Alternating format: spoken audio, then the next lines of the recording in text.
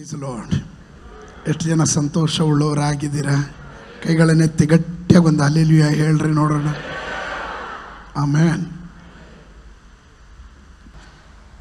2 ಸಮುವೇಲನ ಪುಸ್ತಕ 23ನೇ ಅಧ್ಯಾಯದ ಕಡೆಗೆ ನಾವು ಬರೋಣ. 2 Samuel ಚಾಪ್ಟರ್ 23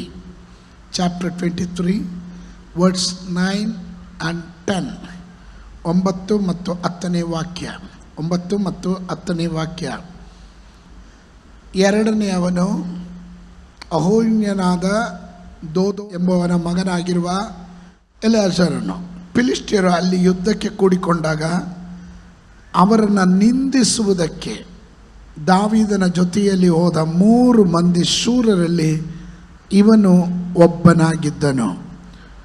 ಇಸ್ರಾಯೇಲರು ಹೋದ ನಂತರ ಇವನು ನಿಂತು ಕತ್ತಿ ಹಿಡಿದ ಕೈ ಸೋತು ಮರಗಟ್ಟಿ ಹೋಗುವ ತನಕ ಫಿಲಿಷ್ಟಿಯರನ್ನು ಕೊಲ್ಲುತ್ತಲೇ ಇದ್ದನು. ಆ ದಿನದಲ್ಲಿ ಯೆಹೋವನು ಮಹಾಜಯ ಉಂಟು ಮಾಡಲು ಇಸ್ರಾಯೇಲರು ಸುಳುಕೊಳ್ಳುವುದಕ್ಕೋಸ್ಕರವೇ ಹಿಂದಿರುಗಿದರು. ನಾನಿವತ್ತು ನಾವು ಓದಿದಂಥ ದೇವರ ವಾಕ್ಯದ ಈ ಭಾಗ ಯಥಾರ್ಥವಾಗಿ ದಾವೀದನ ಸಂಗಡ ಇದ್ದಂಥ ಶೂರರ ಕಾರ್ಯಗಳ ಕುರಿತು ಹೇಳುವಂಥ ಭಾಗವಾಗಿದೆ. ನಾವು ನಮ್ಮ ಜೀವನದಲ್ಲಿ ಸುಮಾರು ಜಯಗಳನ್ನು ಕಂಡಿದ್ದೀವಿ. ಕ್ರಿಸ್ತನಲ್ಲಿ ಬಂದ ಮೇಲೆ ಅನೇಕ ಜಯಗಳನ್ನು ಕಂಡಿದ್ದೀವಿ.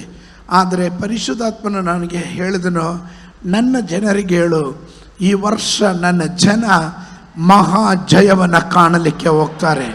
ಹಲ್ಲೆಲೂಯ. ನಮ್ಮ ಲೈಫ್ನಲ್ಲಿ ನಾವು ಅನೇಕ ಜಯಗಳನ್ನು ಕಂಡುಕೊಂಡವರು. ಅದಕ್ಕೆ ಕೃತಜ್ಞತೆ ಉಳ್ಳವರಾಗಿ ದೇವರ ಮಂದಿರಕ್ಕೆ ಬರ್ತೀವಿ, ಆಲಯದಲ್ಲಿ ಆರಾಧನೆ ಮಾಡ್ತೀವಿ, ದೇವರಿಗೆ ಸ್ತೋತ್ರ ಹೇಳ್ತೀವಿ. ಆದರೆ ಈ ವರ್ಷ ಮುಗಿಯೋಷ್ಟರಲ್ಲಿ ದೇವರು ಮಹಾ ಜಯವನ್ನು ಕೊಡುವಂತನಾಗಿರ್ತಾನೆ. ನಾನು ಅದು ನಂಬ್ತೀನಿ. ದೇವರು ಹೇಳಿದ್ರೆ ದೇವರು ನೆರವೇರಿಸ್ತಾನೆ. ನನ್ನೊಟ್ಟಿಗೆ ನಂಬುವವರು ಮಾತ್ರ ಗಟ್ಟಿಯಾಗಿ ಒಂದು ಆಮೇನ್ ಹೇಳುವಂಥರಾಗಿರಿ. ಈ ಗ್ರೇಟ್ ವಿಕ್ಟ್ರಿ ಅನ್ನುವುದು ಮೂಲ ಭಾಷೆಯಲ್ಲಿ ಗ್ರೇಟರ್ ವಿಕ್ಟ್ರಿ ಅಂತ ಹೇಳ್ತಾರೆ. ಶ್ರೇಷ್ಠಕರವಾದಂಥ ಜಯ, ಮಹಾಜಯ, ದೊಡ್ಡ ಜಯ, ಜಯ, ದೊಡ್ಡ ಜಯ, ಮಹಾಜಯ, ಶ್ರೇಷ್ಠ ಜಯ ಅಂತ ನಾವು ಹೇಳ್ಬೋದು. ಶ್ರೇಷ್ಠ ಜಯವನ್ನು ದೇವರು ನಮಗೆ ದಯಪಾಲಿಸುವಂತನಾಗಿರ್ತಾನೆ. ಇಲ್ಲಿ ನಾವು ಓದಿದಂಥ ಭಾಗದಲ್ಲಿ ಕೆಲವೊಂದು ಪದಗಳನ್ನು ನಾನು ನಿಮಗೆ ಹೇಳ್ತೀನಿ, ಅದನ್ನು ಅಂಡರ್ಲೈನ್ ಮಾಡಿಕೊಳ್ಳ್ರಿ. ಒಂದು, ನಾವಲ್ಲಿ ಕಾಣ್ತೇವೆ, ಶೂರರಲ್ಲಿ ಇವನು ಒಬ್ಬನಾಗಿದ್ದನು. ಶೂರರಲ್ಲಿ ಅಂಡರ್ಲೈನ್ ಮಾಡ್ಕೊಳ್ರಿ. ಯಾರು ಶೂರರು? ಮೈಟಿ ಮ್ಯಾನ್ ಅಂತ ಇಂಗ್ಲೀಷಲ್ಲಿ ಹೇಳ್ತಾರೆ. ಶೂರರು ಅಂದರೆ ಯಾರು? ಇವರು ಯಾವುದೋ ಒಂದು ಸಂಭವದಿಂದಲೋ ಯಾವುದೋ ಒಂದು ಘಟನೆಯಿಂದಲೋ ಇವರು ದಿಢೀರಂತೆ ಶೂರರ ಪದವಿಗೆ ಬರಲಿಲ್ಲ. ಇವರು ಆ ರೀತಿ ಬರಲಿಲ್ಲ. ಫಿಲಿಷ್ಟಿಯರು ಅಲ್ಲಿ ಯುದ್ಧಕ್ಕೆ ಕೂಡಿಕೊಂಡಾಗ ಅವರು ನಿಂದಿಸುವುದಕ್ಕೆ ದಾವೀದನ ಜೊತೆಯಲ್ಲಿ ಹೋದ 3 ಮಂದಿ ಶೂರರಲ್ಲಿ ಇವನು ಒಬ್ಬನಾಗಿದ್ದನು. ಯಾರು? ಎಲೆಯಾಜರನು. ಇವನು ಒಬ್ಬ ಶೂರನಾಗಿದ್ದ. ಇವನ ಬಗ್ಗೆ ಹೆಚ್ಚಿನ ಮಾಹಿತಿ ಇಲ್ಲ. ಇವನ ಹಿಂದಿನ ದಘಟನೆಗಳು ನಮಗೆ ಗೊತ್ತಿಲ್ಲ.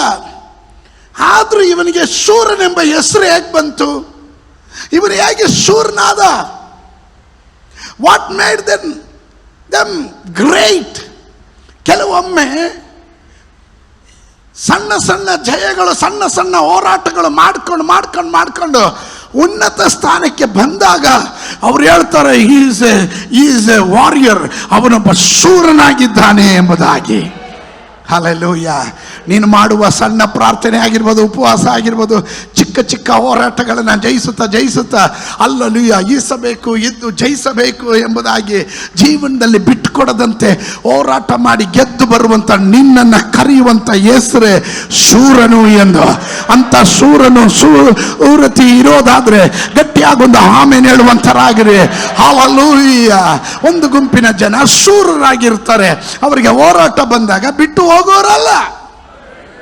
ಆದರೆ ಕೆಳಗಡೆ ವಾಕ್ಯವನ್ನು ನೋಡ್ರಿ, ಕೆಳಗಡೆ ಭಾಗವನ್ನು ನೋಡಿದ್ರೆ ಅಲ್ಲಿಗೆ ಬರ್ತೀನಿ.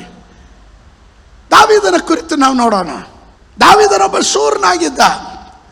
ಅವನ ಸೇನಾಧಿಪತಿಯ ಬಗ್ಗೆನೂ ಮಾತನಾಡ್ತಾರೆ. ದೇವರ ವಾಕ್ಯದಲ್ಲಿ ಯೋವಾಬನ ಕುರಿತು ಮಾತನಾಡೋದು. ಶೂರರು,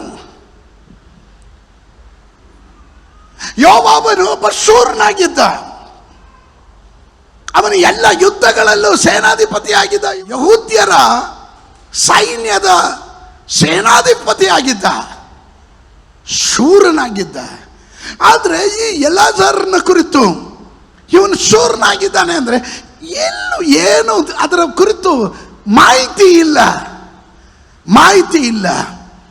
ಆದರೆ ಇವತ್ತಾಗಲೊತ್ತಿನಲ್ಲಿ ಮಾಹಿತಿ ಇಲ್ಲದಿದ್ದರು ಇವರೆಂಗೆ ಶೂರರಾದರು.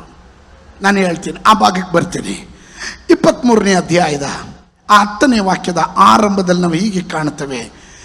ಇಸ್ರಾಯೇಲರು ಹೋದ ನಂತರ, ಅದನ್ನು ಅಂಡರ್ಲೈನ್ ಮಾಡ್ಕೊಳ್ರಿ, ದಟ್ ಈಸ್ ವೆರಿ ಇಂಪಾರ್ಟೆಂಟ್. ಇಸ್ರಾಯೇಲರು ಹೋದ ನಂತರ ಅಂದರೆ ಅರ್ಥ ಏನು? ಫಿಲಿಷ್ಟಿಯರು ಯುದ್ಧಕ್ಕೆ ಬರುವಾಗ, ಇಲ್ಲ ಶತ್ರುಗಳು ಯುದ್ಧಕ್ಕೆ ಬರುವಾಗ, ಇಸ್ರಾಯೇಲರು ಹೋದ ನಂತರವೂ ಇವನೊಬ್ಬನೇ ನಿಂತ್ಕೊಂಡು ಯುದ್ಧ ಮಾಡ್ತಾ ಇದ್ದಾನೆ. ನನಗಿಷ್ಟ ಕೊಟ್ಟಿದ್ದಂದರೆ ಅವನ ಕೈ ಮರಗಟ್ಟುವ ಹಾಗೆ, ಅಂದರೆ ನಮ್ಮ ಕೈ ಕೆಲಸ ಮಾಡಿ ಸೊರಗೋಗ್ಬಿಡುತ್ತೆ. ಒಂದು ಕೆಲವೊಮ್ಮೆ ಕೈ ಎತ್ತಕ್ಕೂ ಆಗಲ್ಲ, ಇಡಕ್ಕೂ ಆಗಲ್ಲ, ಸೋತು ಬಿಡ್ತೀವಿ ನೋಡ್ರಿ. ಆ ಲೆವೆಲ್ಗೆ ಬಂದಾಗಲೂ, ಅಲೋ ಇದೀರಾ, ಆ ಲೆವೆಲ್ಗೆ ಬಂದಾಗಲೂ ಕತ್ತಿ ಕೈಯಿಂದ ಬಿಡಲಿಲ್ಲ. ನನಗದು ಭಾಳ ಇಷ್ಟ ಆಯ್ತು. ಹಲ್ಲೆಲೂಯ. ನೋಡ್ರಿ, ನಿಮ್ಮ ಜೀವನದಲ್ಲಿ ಪ್ರಧಾನವಾದ ಹೋರಾಟ ಬಂದಾಗ ಅನೇಕರು ನಿಮ್ಮನ್ನು ಕೈ ಕೊಟ್ಟು ಓಡೋಗ್ಬಿಡ್ತಾರೆ. ನಿಮ್ಮ ಜೊತೆಯಲ್ಲಿ ನಿಲ್ಲೋದಿಲ್ಲ. ನಿಮಗೆ ಮೋಸ ಮಾಡಿ ಹೋಗ್ಬೋದು, ನಿಮ್ಮನ್ನು ನಂಬಿಸಿ ಕತ್ಕೊಯ್ದು ಹೋಗ್ಬೋದು. ಹಲ್ಲೆಲೂಯ. ಜೊತೆಗೆ ಇರ್ತೀವಿ, ಎಲ್ಲ ಯುದ್ಧದಲ್ಲಿ ಜೊತೆಗೆ ಇರ್ತೀವಿ ಪಾಸ್ಟರ್, ಡೋಂಟ್ ವೆರಿ ಪಾಸ್ಟರ್ ಅಂತ ಹೇಳಿ ಇಕ್ಕಟ್ಟು ಬಂದಾಗ ಓಡೋಗ್ತಾರಲ್ಲ, ಅವರಲ್ಲ ಶೂರರು. ಶೂರರು ಯಾರು ಗೊತ್ತಾ?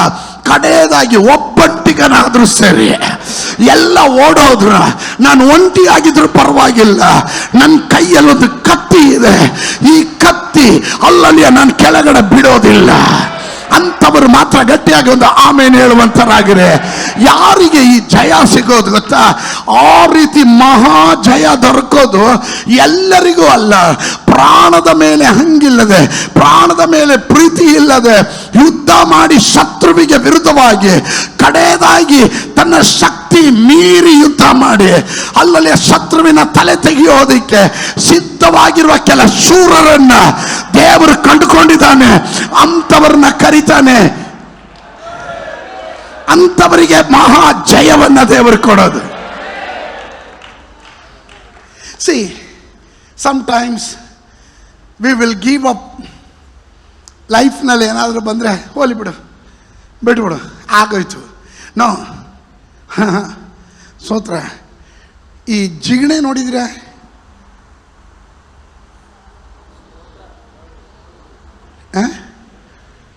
ನಾನು ತಪ್ಪಾಗಿ ಏನಾದ್ರು ಕೇಳಿದ್ನ? ತಿಗಣೆ ನೋಡಿದ್ದೀವಿ, ಜಿಗಣೆ ನೋಡಿಲ್ಲ ಅಂದಂಗೆ ಆಯಿತು. ಸೋತ್ರ. ತಿಗಣೆ ಅಂದರೆ ನಮ್ಮ ಮನೆಯಲ್ಲೇ ಇದೆಯಾ ಪಾಸ್ಟ್ರೆ ಅಂದ್ಕೊಂಡು ಅಲ್ಲ, ನಾನು ಅದೆಲ್ಲ ಹೇಳಿದ್ದು. ಜಿಗಣೆ ಒಂದು ಸತಿ ಹಿಡಿದು ಬಿಟ್ರೆ ಈರ್ತಾ ಇರುತ್ತೆ ಅದು. ಆಮೇಲೆ ಸಣ್ಣಕ್ಕಿದ್ರು ಸರಿ, ಆಮೇಲೆ ದೊಪ್ಪಕ್ಕಾಗ್ಬಿಡುತ್ತೆ. ಏನು ಗೊತ್ತಾ? ಅದು ಹಿಡಿದ್ರೆ ಬಿಡೋದಿಲ್ಲ.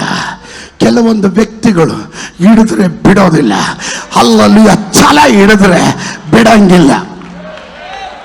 ಅಂತ ಶೂರ್ರು ಯಾರಾದ್ರೂ ಇದ್ರೆ ಒಂದು ಆಮೇಲೆ ಹೇಳುವಂತರಾಗಿರಿ. ಹಲ್ಲೆಲೂಯ. ಸಿ, ನಿನ್ನ ಲೈಫ್ನಲ್ಲಿ ಕ್ರಿಟಿಕಲ್ ಆಗಿರುವಂಥ ಏನು ತೀವ್ರತೆ ಇರುವಾಗ, ಬಹಳ ತೀವ್ರವಾದಂಥ ಯುದ್ಧದ ಕಾಲದಲ್ಲಿ ಪ್ರತಿಕೂಲ ಬಂದಾಗ ಕೆಲವರು ನಿನ್ನನ್ನು ಬಿಟ್ಟು ಹೋಗ್ಬಿಡ್ತಾರೆ. ಈ ಸಭೆ ಆ ರೀತಿ ಹಾದು ಹೋದಂಥ ಕಾಲ ಇತ್ತು. ಆದರೂ ಅದರ ಸಂಗಡ ಓಡೋದವರು ಒಂದು ಗುಂಪಾದರೆ ಮತ್ತೊಂದು ಗುಂಪು ಶೂರರಾಗಿ ನಿಂತಿದ್ದರಿಂದ ಈ ಸಭೆಯನ್ನು ದೇವರು ಹೇಳಿದನು, ನನ್ನ ವಾಕ್ಯದ ಕತ್ತಿಯನ್ನು ನೀವು ಹಿಡಿದಿದ್ರಿಂದ ಅದನ್ನು ಬಿಟ್ಟು ಎಡಕ್ಕೋ ಬಲಕ್ಕೋ ತಿರುಗದೆ, ಎಂಥ ಹೋರಾಟ ಬಂದಾಗ್ಲೂ, ನಿಂದೆ ಬಂದಾಗ್ಲೂ, ಅವಮಾನ ಬಂದಾಗ್ಲೂ ಕತ್ತಿ ಕೈಯಿಂದ ಬಿಡದೆ ಹಿಡಿದಂತ ನಿಮಗೆ ಜಯ ತಂದು ಕೊಟ್ಟಿದ್ದು ಈ ಶೂರನಲ್ಲ, ಯೆಹೋವನಾದ ದೇವರಾಗಿದ್ದಾನೆ. I am so happy. ನಂಗೆ ಬಹಳ ಸಂತೋಷ ಆಯ್ತು. ಏನು ಗೊತ್ತಾ ಸಂತೋಷ ಆಗಿದ್ದು? ಈ ಶೂರನ ಇವನು ಯುದ್ಧ ಮಾಡಿದ್ದು, ಸ್ತೋತ್ರ, ಇವನು ಯುದ್ಧ ಮಾಡಿದ್ದು. ಆದರೆ ಜಯ ತಂದು ಕೊಟ್ಟಿದ್ದು ಯಾರು ಗೊತ್ತಾ? ಜಯ ತಂದು ಕೊಟ್ಟಿದ್ದು ಯಾರು ಗೊತ್ತಾ? ಯೆಹೋವನು. ಆಮೆನ್. ಅಶ್ವಬಲವು ಯುದ್ಧ ಸನ್ನದ್ಧರಾಗಿದ್ದರು ಯೆಹೋವನಿಂದಲೇ ಜಯ ಉಂಟಾಗೋದು. ಯಾರು ಎಷ್ಟೇ ಹೋರಾಟ ಮಾಡಿದ್ರು ದೇವರು ನಮಗೆ ಜಯ ತಂದು ಕೊಡ್ತಾನೆ. ಸಾಧಾರಣವಾದ ಜಯ ಅಲ್ಲ, ಅದು ಮಹಾ ಜಯ. ಯಾರಾದ್ರೂ ನಂಬೋರು ಇದ್ರೆ ಹೇಳ್ರಿ, ನನ್ನ ಲೈಫ್ನಲ್ಲಿ ನಾನು ಕಾಣಲಿಕ್ಕೆ ಹೋಗೋದು ಸಾಧಾರಣವಾದ ಜಯ ಅಲ್ಲ, ಅದೊಂದು ಮಹಾ ಜಯವಾಗಿರ್ತದೆ ಎನ್ನುವವರು ಮಾತ್ರ, ಅಂಥವರು ಮಾತ್ರ ಗಟ್ಟಿಯಾಗಿ ಒಂದು ಆಮೆನ್ ಹೇಳುವಂತರಾಗಿರ್ರಿ. ಮೂರು ಕಾರ್ಯಗಳು 23ನೇ ಅಧ್ಯಾಯದ 10ನೇ ವಾಕ್ಯದಲ್ಲಿ ನಾನು ನಿಂತಿದ್ದೇನೆ. ಅಲ್ಲಿ 3 ಕಾರ್ಯಗಳು. ಒಂದು, ಅವನು ಎಷ್ಟೇ ಸುಸ್ತಾಗಿದ್ರು ಅವನ ಕೈಯಲ್ಲಿದ್ದ ಕತ್ತಿಯನ್ನು ಅವನು ಬಿಡಲಿಲ್ಲ. Point number 1. ಒಂದು, ಅವನು ಎಷ್ಟೇ ಬಳಲಿ ಹೋಗಿದ್ರು, ಎಷ್ಟೇ ಸುಸ್ತಾಗಿದ್ರು, ಎಷ್ಟೇ ನಿತ್ರಾಣನಾಗಿದ್ರು ಸಹ ಅವನ ಕೈಯಲ್ಲಿರುವಂಥ ಕತ್ತಿಯನ್ನು ಅವನು ಬಿಡಲಿಲ್ಲ. ಎರಡನೇದಾಗಿ ಅವನಲ್ಲ ಜಯ ತಂದುಕೊಟ್ಟಿದ್ದು, ದೇವರು, ಯೆಹೋವನಾದ ದೇವರು ಅವನಿಗೆ ಜಯವನ್ನು ತಂದುಕೊಟ್ಟಿತ್ತು. 3, ಯಾರು ಓಡೋದ್ರು ಅಲ್ಲ, ಯುದ್ಧ ಕಾಲದಲ್ಲಿ ಓಡೋದವರು ಅವರು ಈಗ ಸುಳ್ಕೊಳ್ಳೋಕ್ಕೆ ಬರ್ತಾ ಇದ್ದಾರೆ. ಕೋಪ ಬರುತ್ತಾ ಇಲ್ವಾ? ಯುದ್ಧ ಬಂದಾಗ ಓಡೋಗ್ಬಿಟ್ರು, ಆಶೀರ್ವಾದ ಬಂದಾಗ ಬಾಚ್ಕೊಳಕ್ ಬಂದ್ರು. ನನಗೆ ಗೊತ್ತಿತ್ತು ನೀವು ಸ್ತೋತ್ರ ಹೇಳಲ್ಲ ಅಂತ. ನೀವಾದ್ರೆ ಬಂದ್ಬಿಟ್ಟ ನೋಡಿ ಈಗ ಅಂತಿದ್ರಿ. ಬಂದ್ಬಿಟ್ಲು, ಈಗ ಬಂದ್ಬಿಟ್ಲು. ಎಲ್ಲೋಗಿದ್ದೆ? ನನ್ನ ಕಷ್ಟ ಕಾಲದಲ್ಲಿ ಕರೆದಾಗ ಒಬ್ರು ಬರಲಿಲ್ಲ. ನೀವು ಮೌನವಾದಾಗಲೇ ನನಗೆ ಗೊತ್ತು ಇದೇ ಡೈಲಾಗ್ ಬರುತ್ತೆ ಅಂತ. ಆದರೆ ಇಲ್ಲಿ ನನಗೆ ಭಾಳ ಇಷ್ಟ ಕೊಟ್ಟಿದ್ದು, ಇವನಿಗೆ ದೇವರು ಒಂದು ಮಹಾ ವಿನಯದ ಕೃಪೆ ಕೊಟ್ಟಿದ್ದ. ವಿನಯದ ಕೃಪೆ ಅದು ನಮ್ಮಲ್ಲಿ ಯಾರಿಗೂ ಇಲ್ಲ ಆಗವರ. ಅದು ಇವತ್ತಾಗ್ಲೊತ್ತು ಬಿಡುಗಡೆ ಆಗಲಿ. ಸ್ತೋತ್ರ. ನೋಡ್ರಿ, ದೇವರ ರಾಜ್ಯ ಅಂದರೆ ನಮ್ಮೆಲ್ಲರ ಪ್ಲಾನ್ ಏನು ಗೊತ್ತಾ? ನಾವು ಬಿತ್ತಿದ್ವಿ, ನಾವೇ ಕುಯ್ಕೊಬೇಕು. ಈ ಆತ್ಮ, ನನ್ನ ಆತ್ಮ, ಏನು ನಾನು ಸುವಾರ್ತೆ ಹೇಳಿ ಕರ್ಕೊಂಬಂದಿದ್ದ, ನಿಮಗೆಲ್ಲ ಬೆಲೆ ನಾನು ಕರ್ಕೊಂಬಂದಿದ್ದು. ಅದಕ್ಕೆ ಕೆಲವರು ನೋಡ್ರಿ ಅವ್ರನ್ನ ಅವರೇ ಕಟ್ಟಾಕೊಂಬಿಟ್ಟಿರ್ತಾರೆ. ಸ್ತೋತ್ರ. ದಯವಿಟ್ಟು ಅಂಥವ್ರು ಯಾರಾದ್ರೂ ನಿಮ್ಮನ್ನು ಕಟ್ಟಕ್ಕೆ ಬಂದರೆ ತಪ್ಪಿಸ್ಕೊಂಬಿಡ್ರಿ. ಯಾಕೆ ಗೊತ್ತಾ? ಸತ್ಯವು ನೀವು ತಿಳಿಯುವುದಾದರೆ ಸತ್ಯವು ನಿಮ್ಮನ್ನು ತಿರ್ಗಾ ಹೋಗಿ ನೊಗದಲ್ಲಿ ಬಿದ್ದೋಗ್ಬೇಡ್ರಿ. ಇದ್ದೀರಾ ನೀವು ನನ್ನ ಜೊತೆ? 5 ಬೆರಳಿರೋರು ಮಾತ್ರ ಆಮೇಲೆ ಹೇಳ್ರಿ. ಈ 5 ಬೆರಳು ಡಿಫ್ರೆಂಟ್ ಆಗಿರಂಗಿಲ್ಲ. ಅಂದರೆ ಇದು ಮುಷ್ಟಿಗೆ ಸೇರಿರಬೇಕು, ಹಸ್ತಕ್ಕೆ ಸೇರಿರಬೇಕು. ಆಮೇಲೆ 5 ಬೆರಳು ಒಂದೇ ಥರ ಇದೆಯಾ? ಒಬ್ಬ ದಪ್ಪ, ಒಬ್ಬ ಉದ್ದ, ಒಬ್ಬ ಸಣ್ಣ. 5 ಬೆರಳಿಗೂ 5 ಕಾರ್ಯಗಳಿದೆ. 5-fold ಮಿನಿಸ್ಟ್ರಿ ಅಂತ ಹೇಳ್ತೀವಿ. ಗಟ್ಟೆಗಳ್ರಿ, 5-fold ಮಿನಿಸ್ಟ್ರಿ.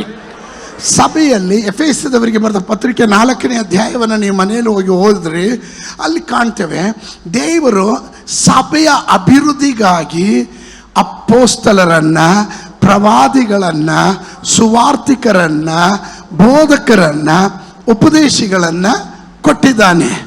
ಯಾರ ಅಭಿವೃದ್ಧಿಗಾಗಿ? ಅವರವರ ಇಂಡಿವಿಜುವಲ್ ಅಭಿವೃದ್ಧಿಗಲ್ಲ, ಅವರವರ ವ್ಯಕ್ತಿಗತವಾಗಿ. ಸ್ತೋತ್ರ.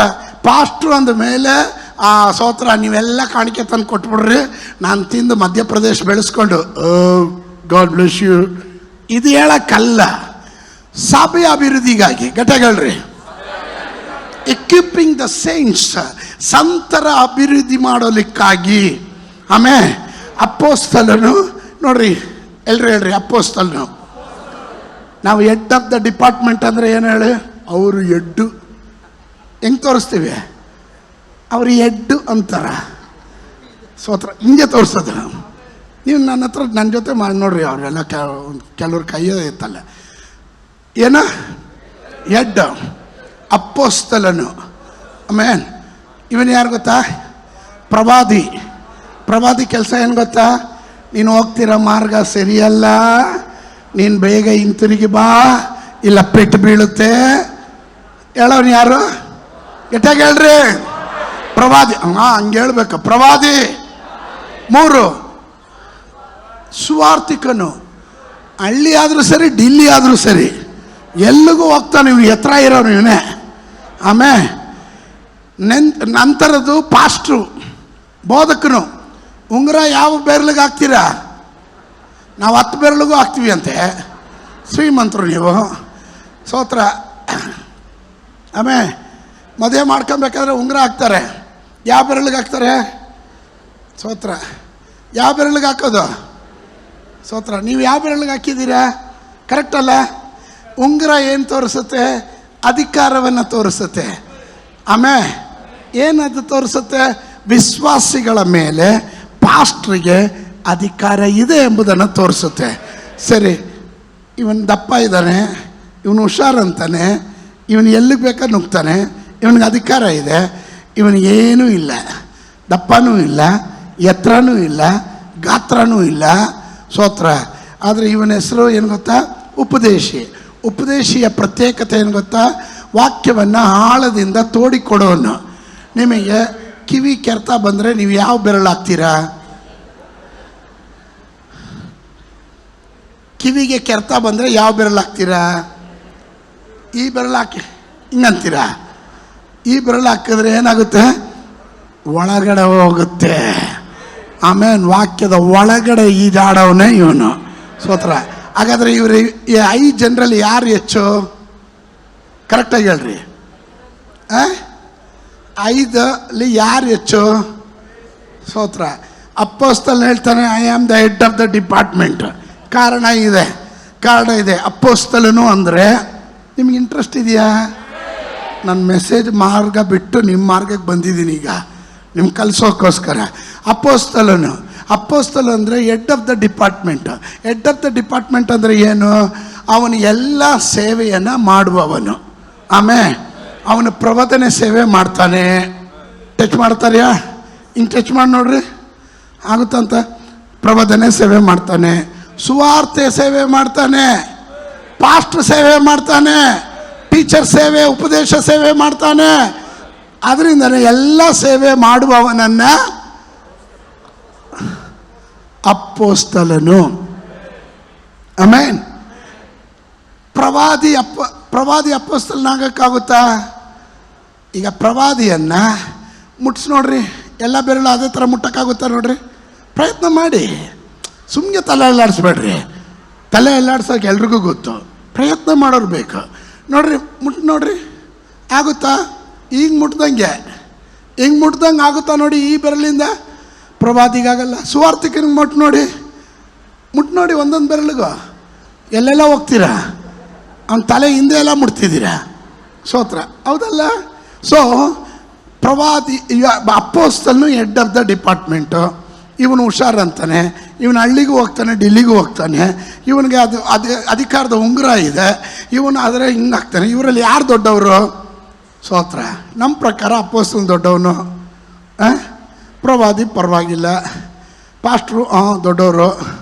ಆಮೇಲೆ ಇವನು ಏನು ಹೇಳಬೇಕು? ನಮಸ್ಕಾರ ಮಾಡಿದ್ರೆ ನಾನೇ ಮುಂದೆ ನಿಂತ್ಕೊಳೋದು ಅಂತಾನೆ. ನಮಸ್ಕಾರ ಮಾಡಿದ್ರೆ ಯಾರು ಮುಂದೆ ನಿಂತ್ಕೊಳೋದು? ಸ್ತೋತ್ರ. ಉಪದೇಶನೇ ಮುಂದೆ ನಿಂತ್ಕೊಳೋದು ಅಂತ. ಸೊ 5-fold ಮಿನಿಸ್ಟ್ರಿ ಏನಕ್ಕೆ ಕೊಟ್ಟಿರೋದು? ಸಂತರನ್ನು, ಎಕ್ವಿಪಿಂಗ್ ದ ಸೈನ್ಸ್, ಸಂತರನ್ನು ಅಭಿವೃದ್ಧಿ ಮಾಡೋದಕ್ಕೆ. ಯಾವ ರೀತಿಯಲ್ಲಿ? ಕ್ಯಾರೆಕ್ಟರ್ ವೈಸ್, ನಡತೆಯಲ್ಲಿ, ಸ್ವಭಾವದಲ್ಲಿ, ಅವರ ಚಿಂತೆಯಲ್ಲಿ ಅವರನ್ನು ಬದಲಾವಣೆ ಮಾಡೋದು. ಇವತ್ತು ನಾನು ಒಂದು ಹೇಳ್ತೀನಿ, ದೇವರ ರಾಜ್ಯ ಎನ್ನೋದು ಎಲ್ಲರೂ ಗಮನಿಸ್ರಿ. ಬಿತ್ತುವವನು ಒಬ್ಬನು, ಕುಯ್ಯುವವನು ಮತ್ತೊಬ್ಬನು. That is the Kingdom of god. ಉಪವಾಸ 21 ದಿವಸ ನೀರು ಮಾತ್ರ ಕುಡ್ಕೊಂಡು ಉಪವಾಸ ಮಾಡಿದವರಿದ್ದಾರೆ, 40 ದಿನ ಉಪವಾಸ ಮಾಡಿದವರಿದ್ದೀರಾ. ಹೋರಾಟ ಮಾಡಿದ್ದು ನೀವು, ಪ್ರಾರ್ಥನೆ ಮಾಡಿದ್ದು ನೀವು. ಕಡೇ ದಿನ ಭಾನುವಾರ ಬಂದ್ಬಿಟ್ಟು ಆಶೀರ್ವಾದ ಎಲ್ಲ ಒಬ್ರು ಬಾಚ್ಕೊಂಡು ಹೋದರೆ ನಿಮ್ಗೆ ಹೆಂಗೆ ಅನಿಸುತ್ತೆ? ನನಗೆ ಗೊತ್ತು ನಿಮ್ಗೆ ಹಿಂಗೆ ಅನಿಸುತ್ತೆ ಅಂತ. ನಾನು ಕಷ್ಟ ಬಿದ್ದಿದ್ದೀನಿ. ಇಲ್ಲಿ ಯುದ್ಧ ಮಾಡಿದಾಗ ಒಬ್ಬನೇ ಮಾಡಿದ್ದು, ಉಳಿದವರೆಲ್ಲ ಓಡೋದ್ರು. ಆಮೇಲೆ ಪರಿಶುದ್ಧಾತ್ಮನ ಹೇಳಿದನು, ಹಲ್ಲೆಲೂಯಾ ಸ್ತೋತ್ರ, ನನ್ನ ವಾಕ್ಯವನ್ನು ಬಿಡದೆ ಗಟ್ಟಿಯಾಗಿ ನಿಲ್ಲುವವರಿಗೋಸ್ಕರ ನಾನು ಮಹಾ ಜಯವನ್ನು ತಂದು ಕೊಡ್ತೇನೆ. ಆ ಜಯ ಅವರಿಗೆ ಮಾತ್ರ ನಿಲ್ಲೋದಿಲ್ಲ, ಅವರ ಕುಟುಂಬಸ್ಥರಿಗೆ ಆ ಜಯ ಬಿಡುಗಡೆ ಆಗುತ್ತೆ. ಅವರ ಸಂಬಂಧಿಕರ ಮಧ್ಯದಲ್ಲಿ, ಅವರ ನೆಂಟರುಗಳ ಮಧ್ಯದಲ್ಲಿ, ಅವರ ಸ್ನೇಹಿತರ ಮಧ್ಯದಲ್ಲಿ ಆ ಬಿಡುಗಡೆ ನಡೀಲಿಕ್ಕೆ ಹೋಗುತ್ತೆ. ಇದರ ಒಳಗಡೆ ಕೆಲವರು ಉಪವಾಸದಲ್ಲಿ, ಪ್ರಾರ್ಥನೆಯಲ್ಲಿ, ವಾಕ್ಯ ಎಂಬ ಕತ್ತಿಯನ್ನು ಹಿಡಿದು ಯುದ್ಧ ಮಾಡಿದವರಿಗಾಗಿ ನಾನು ದೇವರಿಗೆ ಸ್ತೋತ್ರ ಮಾಡ್ತೇನೆ. ಆಶೀರ್ವಾದ ಬರುವಾಗ ನಿನಗೆ ಮಾತ್ರ ಅಲ್ಲ ಸಿಸ್ಟರ್, ನಿನಗೆ ಮಾತ್ರ ಅಲ್ಲ ಬ್ರದರ್, ದೇವರ ಆಶೀರ್ವಾದ ಬರುವಾಗ ನೀನು ಅನೇಕರಿಗೆ ಕೊಡತಕ್ಕಂತೆ ದೇವರು ನಿನ್ನನ್ನು ಆಶೀರ್ವಾದ ಮಾಡ್ತಾನೆ. Amen, amen. Somebody else will get blessings. You will fight the battle. Others are getting the blessings. ಎಂಥ ಕೆಲಸ ಇದು? ಸ್ತೋತ್ರ. ನಾನು ಹೇಳ್ತಾ ಬಂದಿದ್ದು ಸ್ತೋತ್ರ, ನನ್ನ ಆತ್ಮ ಅಂತ ಹೇಳ್ತಾರಲ್ಲ ಸುವಾರ್ತೆ ಹೇಳಿದವರು ನೋಡಿ, ಅಲ್ಲಿಂದ 5-fold ಮಿನಿಸ್ಟ್ರಿ ಬಂದಿದ್ದು. ನಾನು ಹೇಳ್ತಾ ಬಂದೆ, ಎವ್ರಿಬಡಿ ಗಾಟ್ ದೇರ್ ಪಾರ್ಟ್. ಸಭೆಯ ಅಭಿವೃದ್ಧಿಗಾಗಿ ಯಾರು ಹೆಚ್ಚು ಅಂತ ಹೇಳಂಗಿಲ್ಲ. ಸ್ತೋತ್ರ. We all equally working. ಎಲ್ಲರೂ ಒಟ್ಟಿಗೆ ಕೆಲಸ ಮಾಡಬೇಕು, ಸೇವೆ ಮಾಡಬೇಕು. ಹಲ್ಲೆಲೂಯಾ. ಅರ್ಥ ಆದವ್ರು ಮಾತ್ರ ಒಂದು ಆಮೇಲೆ ಹೇಳ್ರಿ. ನಾನು ಸುವಾರ್ತಿಕನು, ನಾನು ಸುವಾರ್ತೆ ಹೇಳಿ ಇಷ್ಟ ಆತ್ಮಗಳನ್ನ ಸಂಪಾದನೆ ಮಾಡಿದ್ದೀನಿ, ಅದರಿಂದ ನಾನು ನಿಮಗೆ ವಾಕ್ಯ ಹೇಳ್ಕೊಟ್ಟಿರೋದು, ಸಾಯೋವರೆಗೂ ನಾನು ಹೇಳೋ ಮಾತು ಕೇಳಬೇಕು. No, that is not the good spirit. ನಾವು ನೊಗದಿಂದ ತಪ್ಪಿಸ್ಕೊಂಬಂದವರು, ಶಾಪದ ನೊಗದಿಂದ ಬಿಡಿಸ್ಕೊಂಬಂದವರು. ತಿರ್ಗಾ ನೊಗ ಇಡ್ತಾ ಇದ್ದಾಳಲ್ಲ. ಆಮೇಲೆ ಪಾಸ್ಟರ್ ಸೇವೆ ಏನು? ಪಾಸ್ಟರ್ ಸೇವೆ ಏನು? ಪಾಸ್ಟರ್ ಸೇವೆ, ಕುರುಬನ ಸೇವೆ ಕುರಿಗಳನ್ನು ಮೇಯಿಸುವುದು, ಅವರಿಗೆ ಉತ್ತಮ ಆಹಾರ ಕೊಡುವುದು, ಉಪದೇಶದ ಮೂಲಕ ಕರೆಕ್ಟ್ ಮಾಡೋದು, ಫೀಡ್ ಮಾಡೋದು, ಅವ್ರನ್ನ ಎಂಕರೇಜ್ ಮಾಡೋದು, ಅವ್ರನ್ನ ಪ್ರೊಟೆಕ್ಟ್ ಮಾಡೋದು ಕುರುಬನ ಜವಾಬ್ದಾರಿ. ನಾಳೆ ನಿಮಗೆ ಏನಾದರೂ ಹೆಚ್ಚು ಕಡಿಮೆ ಆಗುತ್ತೆ ಅಂದಾಗ ಅವರು ಒಡಕಿನ ಗೋಡೆಯಲ್ಲಿ ನಿಂತ್ಕೊಂಡು ಕೂಗುವಾಗ ಸುವಾರ್ತಕನ ಕೂಗಿದಲ್ಲ ಕೇಳೋದು, ಬೋಧಕನ ಕೂಗಿದ್ದನ್ನ ದೇವರು ಬೇಗನೆ ಕೇಳ್ತಾನೆ. ಕಾರಣ, ಆತ್ಮಗಳ ಒಡೆಯನಾದವನು, ಈ ಆತ್ಮಗಳನ್ನು ಲೆಕ್ಕಕ್ಕೆ ಕೇಳುವವನು ಇವನ ಕೂಗಿಗೆ, ಶಬ್ದಕ್ಕೆ, ಮೊರೆಗೆ ಉತ್ತರ ಕೊಡ್ತಾನೆ. ಸ್ತೋತ್ರ, ಸ್ತೋತ್ರ, ಸ್ತೋತ್ರ. ಅದಕ್ಕೆ ಪಾಸ್ಟ್ರುಗಳನ್ನ ಜಡ್ಜ್ ಮಾಡಕ್ಕೆ ಹೋಗಬೇಡ್ರಿ. ಸ್ತೋತ್ರ. ನಾನೇನೋ ಮುಂಚೆ ಪಾಸ್ಟ್ರು ಅಂದಿದ ತಕ್ಷಣ ಬೇಡ ಅಂತ ಓಡೋದವನು ನಾನು. ಸತ್ಯವಾಗ್ಲೂ ಹೇಳ್ತಾ ಇದ್ದೇನೆ, ಪಾಸ್ಟ್ರ್ ಆಗೋಕ್ಕೆ ಇಷ್ಟಪಟ್ಟವನೇ ಅಲ್ಲ, ಇವಾಂಜಲಿಸ್ಟ್ ಆಗಬೇಕು ಅಂತ ಹೋದವನು. ಇವಾಂಜಲಿಸ್ಟ್ ಆದರೆ 4 ಮೆಸೇಜ್ ಇದ್ದರೆ ಊರೇ ಸುತ್ಕೊಂಬಂದ್ಬಿಡೋದು. ಸ್ತೋತ್ರ. ಪಾಸ್ಟ್ರು ಆದರೆ ಎಲ್ಲ ವಾರ ಫೀಡ್ ಮಾಡಬೇಕಲ್ಲ ನಿಮಗೆ. ಸ್ತೋತ್ರ.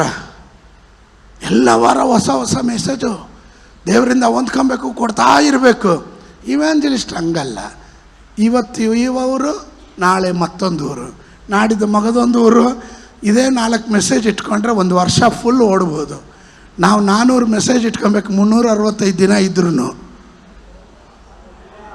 Listen to me. ಇಲ್ಲಿ ಎಲ್ಲರೂ ಸಮ.